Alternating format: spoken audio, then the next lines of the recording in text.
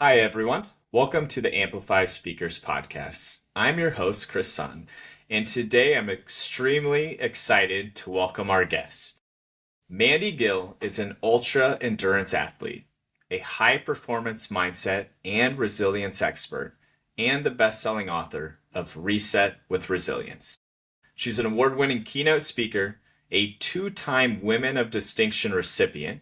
She's the founder and CEO of Hooked on Healthy Habits, built on a global behavior change dataset, and a graduate of the Harvard Leadership Program. Mandy helps leaders and teams turn pressure into performance and build the resilience needed to win in today's environment. I don't know if there's something more relevant than ever with what's going on right now. And I'm really excited to jump into this with Mandy. Thanks, Chris. That is quite the welcome. Yes, well, you've done a lot to say the least. And I think one things I'd like to start off with is a little bit of, there's a lot there. You do a lot. What's that journey look like that's gotten you to this point? Interestingly enough, I think a whole lot of surrendering. I was in a conversation earlier today about, control kind of being a bit of an illusion.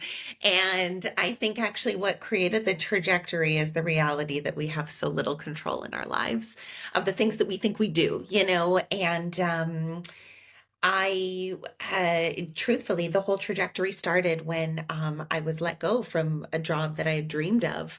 And I thought it was the worst thing ever that could happen. And this is over 15 years ago now. And it was working on a top 40 radio morning show, co hosting, interviewing some incredible artists that would come through the studio. And there was Sirius XM coming out at the time, and a lot of the talk time was getting cut. And so, of course, I was like, this is the worst thing in the world that could happen, but it actually turned out to be the best, which is probably a good reason why I love studying a lot about resilience. Yeah, that's losing any job you love and something that you're passionate about doing is not easy to recover at all. So, what were you doing then to help yourself? Really leaning into, interestingly enough, listening to what others said were my strengths. And I tried to get out of my own head of like what I thought my strengths were, which for me was very like tunnel visioned. I've got to be doing this. This is what I see success as. But when I really leaned into what others said were my strengths and kind of reminded me and helped spark me of like, oh, not everybody does that. It really helped me to realize truthfully what I could actually offer in the world that was even something greater than what I was doing. And at that time, it was actually listeners and it was viewers. So I had volunteered my time to work on a national TV morning show. And I had asked to be able to go in and do a segment every single week. And they were like, we love this. And I ended up there for 9 years. And why I love sharing that story is because, I think there can be a lot of smoke and mirrors in media and it can be looked at as very prestigious, but also at the same time, people are your viewers. And in that moment, they see the way that you shine. And I was able to take that and create, interestingly enough, what you expressed, which was the app called Hooked on Healthy Habits, because people were asking me, hey, you know what? How did you develop? These type of traits, or was this a learned behavior, or where did this come from? And I will very confidently say I was using spreadsheets to track everything up until 2015. And then I learned that didn't work very well for very long. And that's where the app came from. And then from that stage, I actually distilled that when I was looking through people's habit development practices and what helped them work towards their goals, because that's something that I love to see in other people, is to help them realize what they're capable of in their goals. And to get them there, I realized that if we could strengthen their resilience, that's what it narrowed down to in every single process. If we could strengthen the resilience of somebody to be able to bounce back quicker, to not see it as something tragic, we could actually keep them on the path for longer and help them to reach the goal either eventually or even faster, but not actually see things as roadblocks that would stop them and make them completely detour. Oh, we were actually talking about it earlier, and it wasn't that exactly, but such a relevant topic where people sometimes, I think, put their own roadblocks in front of themselves and don't know how to get out of their own way, or, don't think they're capable. This is something that you're so great at. What is some of the advice you give when somebody is putting those roadblocks in front of them to build resilience? Because I feel like that's such a hard thing for people to grasp, to learn.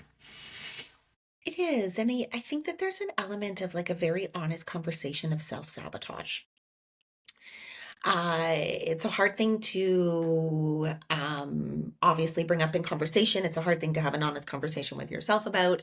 But I think a lot of times we stand in our own way because we're actually self-sabotaging. And with regards to what I've been able, over 10,000 individuals have been through the app. One of my favorite statistics is that 82% of people quit the moment that something hard happens. So right as resilience is about to get strengthened, only 18% of the population actually is able to pass that naturally without any type of assistance. Whereas the other 82% is like, I guess it just wasn't for me. Wow. That's And such a that's large something we need to number. change, right? Yes, completely. Yeah, that's 82% that's that go, yep, I'm gonna just do this and throw in the towel. It's unfortunate because once again, it's something that they seek out to do. And I see, have you ever seen you probably have, so there's that curve that when you start off doing something, you're so enthusiastic, right? You're like, I signed up, I'm gonna go run a mile, I'm gonna do a marathon, whatever the case is. Yeah. I got a new job, I love it. And then you get into it and you're like, whoa, whoa, whoa, whoa, this is way more than I thought. Or it's way harder than I thought. Or I'm gonna have to do this. Unless you have something or someone kind of like churning on, boosting you on to like keep going, don't stop. You Accountability. do, right? Totally. And can we not even just literally label this as New Year's resolutions? Like when Yeah. I hear you say this, I'm literally like, I love the influx that comes into into my inbox or into the app, either one. And it's just like, here's what I'm going to do. This is it. All right. This is the year. And I'm like, okay, let's break this down. And the moment that like 3 weeks in happens, and again, we're all aware of why, like, the breast promotions happen. It's such a societal, like we literally feel that pressure. And it's like you can start again at any point in time. You can start again, May, June, December, whatever, it doesn't matter. But yet I think we forget that. And so just when I hear you say, like, you repeated 82, and I appreciate that because I think sometimes it's actually better for me to hear back. We have yourself that was just giving the example of raising kids, and you want them to chase those wildest dreams. And that idea of resilience, if we can conquer that in one area and one lane of their life, of anyone's, that actually has a ripple effect in all the other places. Hmm. Exactly. It makes such a bigger impact if you can just get past that. So I would love, this is slightly off topic. I just want to get your opinion on something. It was a conversation that came up the other day, or maybe a debate, I should say. And so, do you think if they're trying some new, use the New Year's resolution or anything, and let's say we're going to hit that resilience or that roadblock, but I'm going to take a step back. Do you think what keeps them from taking maybe the first step again in May, in that example, is it fear of failure or is it not wanting to get out of your comfort zone? Very grateful you asked this question. Because I do genuinely believe that we are going through, I'm going to call it a pandemic of sorts, especially with children that we're seeing in elementary school, which I've talked to many principals about, and it's fear of failure. I'm not going to do something because I'm afraid to fail. And so, one of my favorite things that I oftentimes go on stage and I talk about is a different way that I've looked at the word fail. And I genuinely talk about first attempt in living, stands for fail. So if we can go out and we can realize that, this is literally a first attempt in living, like all this is taking a chance and seeing what happens and taking that pressure off of yourself. And I do think that there is a lot of pressure from society to do things perfect. But the reality is if you put that pressure on to do things perfect, you'll never do anything because we can't do things perfect, right? Even if I have a day that is like, I gave my 98% that day, the next day could be 60, but it's not about, or even 40 or a 20, we we just can't put that pressure on ourselves to have that consistent output, because that is when you and I both have had these conversations, is when burnout hits. And so it's finding that happy medium to be like, today my definition of success looks very different from what it might have 2 days ago, and it's the reality that that is something that is okay. Completely okay. I like how you put in 50%, 20%, because if you took all the time and you just were like, I'm going to do this for this many hours and do this and do this, and you try to do 100%, it's not really sustainable. And what would be it if there's zero rest or enjoyment or things that fill in those gaps? So like you still have to make time besides pushing yourself, or what's the point? And Chris, this is fantastic that you're bringing this up, because you introed off the top about ultra endurance athletics. And yes, of course, I love getting out there and doing 100+ kilometer ultra marathons, over 20,000 meters or pardon me, of feet of ascent and descent. And I love doing that. It is like what I crave. But I don't go on stage and expect everyone to achieve that. But I love to be able to distill that message of the way that I maintain consistency in those ultra endurance runs is being able to take moments of rest, recovery, realizing that, yeah, I feel like I'm failing in this moment, but guess what? What is it? First attempt in living. And making sure that I'm properly making like nutrition, hydration, not, making sure that my heart rate's not in the 170 zone, because I'm never going to be able to sustain this. So if we applied those same principles to from like athletics, if you will, doesn't matter if you're into athletics or not, but we have to do that within our day-to-day lifestyle, right? Like you can't do this huge output all of the time. And I know people can very quickly be like, wow, but I could never do that. And it's like, let me talk to you about how, and a term that I use in my keynotes is proper planning beats poor performance. And I think that that distills right into athletics as much as it does into what we put ourselves in pressure wise from a corporate and lifestyle standpoint. Completely, it does. You're not going to get peak performance consistently across. It doesn't matter if it's work, it's athletics, it's anything. And if somebody was like, I just couldn't imagine filling your day constantly with work without something taking a step back and putting thought or planning or any other activity in there. In fact, I would probably argue the more, like, without overdoing it, the having a healthy balance of the two is going to make the performance much better anyways. Absolutely. Yeah, and I think that concept too of like we have all these wonderful means at our fingertips, right? But that we forget about how less is more. And there's a lot to be said about there was a book that I was talking about in a meeting earlier today, and it's the one like the body keeps score, and it does. So we can't run away from that. And so that comes into like our mental and physical health. And that is something from a resilience standpoint that I am just like fascinated about. Like what we can each do as individuals is very different, but yet at the core of it all, when we all see setbacks happen, how do we approach those, and what steps can we take in order to make sure that it means that we can still keep moving forward? Yeah, well said. Well, I want to tie that back into doing these ultra endurance races. I Mhm. mean, I have to imagine You're they're countless. For those listening, I would love you to maybe explain what one looks like, but what has maybe been one of your biggest setbacks that you've had to encounter, biggest challenge you've ever had to encounter during one of those? How long do we have?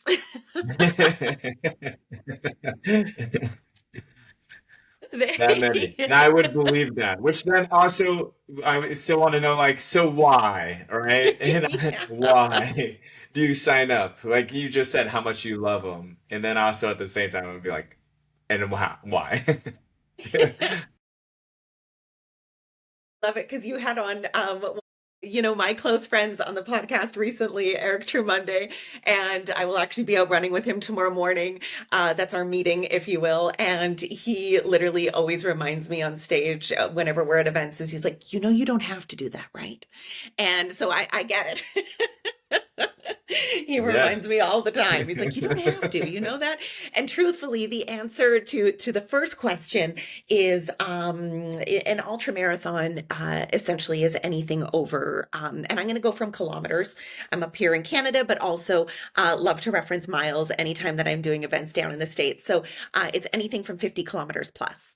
And so, and it's, through the mountains. And I'm very grateful. My husband and I are very close to the mountains just out our door here. And we strategize that very specifically. We also have two dogs that love to run. So I'm out with them every single morning when I'm in town.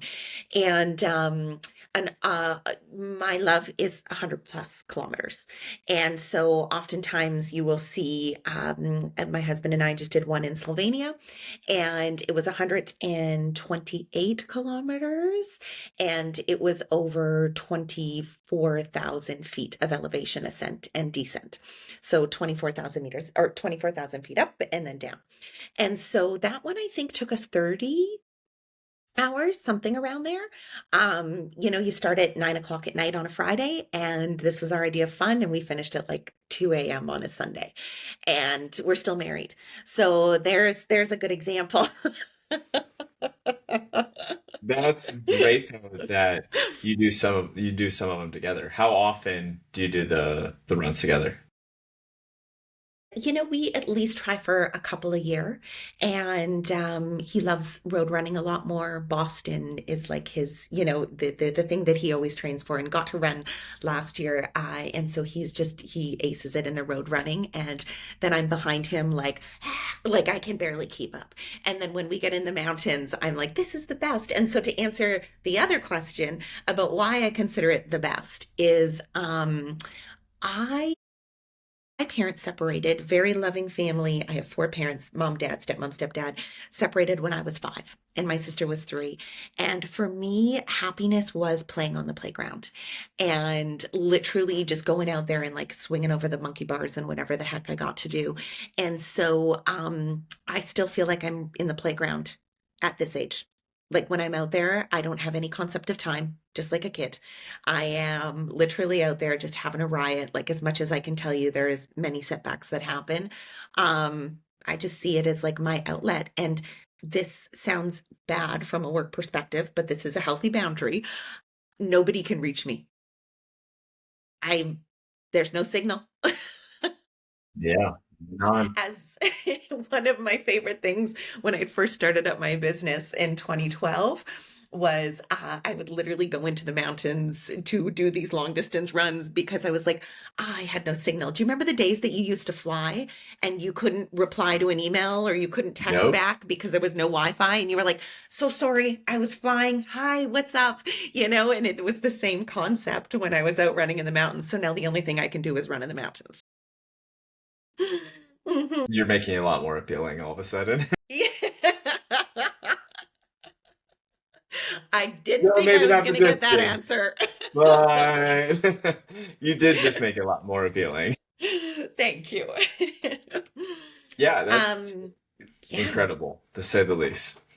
thank you. And I think from a standpoint of the most challenging thing, without question, I can say that a lot of what I do love is the mountaineering side, and that comes from learning mostly from my husband. And when we were in Nepal, we climbed one of the world's most technical peaks, which is Ama Dablam. And we were, right in the, so basically we were on our expedition. We had hiked over 2 weeks in, so you acclimatize the full way in.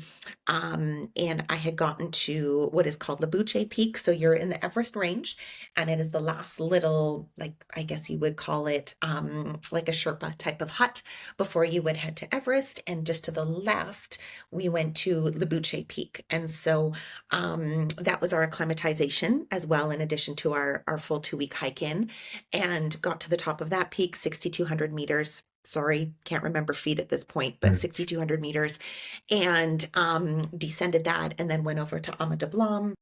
I make it sound easy. They're not close. They're monstrosity. Just the size of these things is out of this world. And it's one of my favorite things to share these pictures and these stories, because there is so much context to it. I have never had my body. I will just give an explanation. We were at base camp, which was 5,100 meters above elevation wise. And we had been living there essentially, because you are still acclimatizing even after doing Labuche Peak. And I started to climb my first ascent to Camp One. And it was the first time ever in my life that I felt that I couldn't continue something. So Amada Blam is 6,900 meters, and a lot of it's a no fall zone is basically what they call it, because every day you would see helicopters going in and out that were either rescuing people or recovering. And so that it's you have to be on your ball game, and you have no other risks of I love talking about failure, but this is one of the areas where this is very serious, very black and white. And I could start to feel the beginning signs of acute mountain sickness. And so basically, for somebody who generally has a resting heart rate, and the one, or pardon me, in the 45 to 50 zone, it was in probably 120 when I was sleeping at night, trying to sleep. And so something was not going right. And so it was the first time in my life when my body actually had said, you can't continue. You got to make a smart decision here. So to kind of take it from I guess you can still call this ultra endurance, but it was that moment in time where it was a very tough decision. Obviously, you fly 24 hours halfway across the world to commit to something that you've trained for 2 years. And all of a sudden, in a split-second decision, you're like, I'm either going or I'm not. I'm either continuing or this is it. And so to make that call was one of the hardest decisions, without question. And of course, everybody, I wanted to live, but it didn't not come at a cost of realizing that there was a lot that I also lost in that scenario. Yeah, absolutely. Something you work that hard for anything. Um, you could Yeah, obviously there's loss, but at the same time, I have to imagine how much you've gained, not just out of the process, but the past, the reflection, and everything else. In fact, arguably, maybe you actually gained more because it I went think that so. way. And I appreciate that, because one of my favorite things, being able to go and speak with audiences, is I oftentimes will stand on stage and some people will be like, we want a mountaineer to speak to us. And I'm like, okay, great. But I'm going to talk to you about not hitting the summit. Most mountaineers come on stage and they talk to you about these grand, big, experiences. And that's huge and exciting. But this one's not that. And I think that there actually is a lot more lessons in that, because I remember how long that descent took. And I, yeah, there's that piece of I can study resilience, I can work through the Harvard Leadership Program, I can do all of these things and have all of these tools, but I understand that level of disappointment and a roadblock and a setback. And thankfully, my husband and I had the conversation before we left from Canada to go to Nepal, and it was, if one of us was feeling good, they continued. And so having that moment of being like, okay, I pray I get to see you at the bottom, was also a huge pull on the heartstrings, right? Because that was the point of the separation where he summited, and it was a wonderful experience for him. But I remember him being like, I'm coming down. And I said, no, you're not. Like, and there's a level of where communication really helps ahead of time before you're in a situation of pressure. And so Yes. again, just to distill all of these very important conversations in the heat of some moments, like you have to have these bits and pieces already decided. Yeah. Wow. What a amazing example to say the least. And it Yeah. ties into your framework. First Yeah. attempt in living. I hope I do that Mhm. right. Yeah. And I think that makes it so much more relatable as well in the message. I don't know anyone that's went through life and tried everything and at some point did it, but a lot of times people aren't comfortable talking about it or telling people about it. When the reality is, I think there's more light bulbs that go off that would want to almost talk more to be like, tell me more. What'd you do? Right? And Chris, you Then, were then so if you sweet actually too. did it, I think there's Yes. actually more curiosity around it than if you would have went to the top. Yeah. And then like, how did you get out of that slump? How long did you stay in that for? What did it feel like? Um, how much did you sulk in that moment? Or like what were your thoughts? And um I just have to say, like, as much as I love, there's without question, all the pieces of athletics that fill my soul. The thing I'm talking to you about that I choose to talk to you about is not any of the finish lines, interestingly enough. It is the ones where they literally like tore me apart. And then I was like, how do I admit this? Like, I had shame. I was like, I'm going to reach the top of that. I talk about positive thinking all the time. I know the right mindset.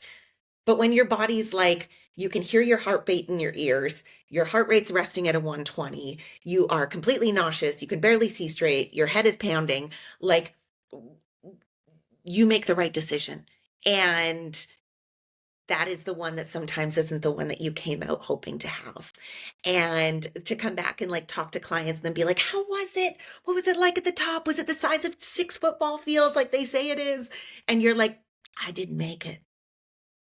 Like there's just this like hole in your tummy, and but yet at the same time, that is so much more lesson based going forward. And I'm grateful to have had that experience. Now that I look back, there's no shame attached to it. It is fully like, hey, you know what? Like go out and try something.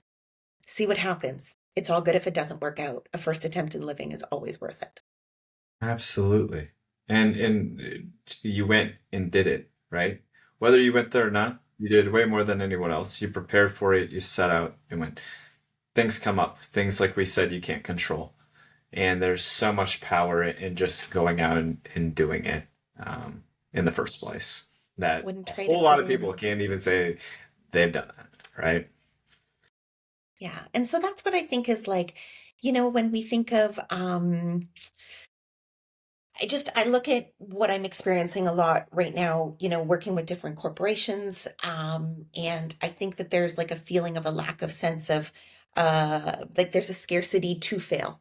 Right, like there's a standard that's set, and there's inability to like raise your hand and feel like you can suggest something, if you will, because of that risk of failure. And I think just really being able to say like, there's a company that I worked with recently, and we really highlighted ownership. It was within the safety side of things. And, taking ownership for the things that are your creative ideas that come to you, but also taking ownership when, things don't work out. And just feeling that sense of, people are, and again, this is a generalization, but not feeling like they have a lot of control over certain situations in the world at the moment. And so, how can we show up in our companies, in our communities, in our families, and taking control of the areas and the ownership where we can in those standpoints, I think can be very soul filling. Completely soul-filling, to say the least.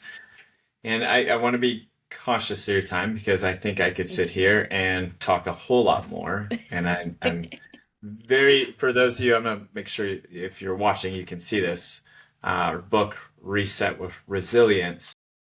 I think it's a timely message. I do feel though that we've went the country, actually the country, the world went through a lot 6 years ago. And I feel like even coming out of that, all the changes that have happened, the layoffs, you name it, people are trying to do more with less. It is so hard. And so I really love your message and what you're doing to help people when things maybe aren't going the way they hope they do. And Thank you. I love that.